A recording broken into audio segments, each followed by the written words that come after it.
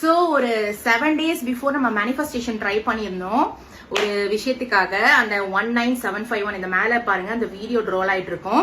So அந்த வீடியோட part 2 தாங்க இது. ஸோ 7 days ஆயிடுச்சு, நேத்தே முடிஞ்சிருச்சு.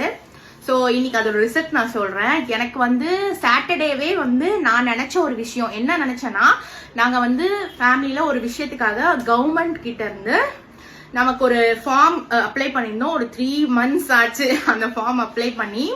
அதோட ப்ரொசீஜர்ஸ் எல்லாம் அவங்க ரொம்ப லேட்டா கொடுத்துட்டு இருந்தாங்க. ஆனா இப்போ இந்த மேனிஃபெஸ்டேஷன் ட்ரை பண்ணி நான் போன வெனஸ்டே ட்ரை பண்ணேன்னு நினைக்கிறேன். எனக்கு சாட்டர்டேவே அந்த ஃபார்ம் கையில வந்துருச்சுங்க. நிஜமா நான் என்னால பிலீவ் பண்ணவே முடியல. இல்ல இந்த விஷயம் நடந்தது கிட்டத்தட்ட 3 months ஆஃப் எஃபர்ட் வந்து இந்த 4 daysலயே எனக்கு நடந்துருச்சு.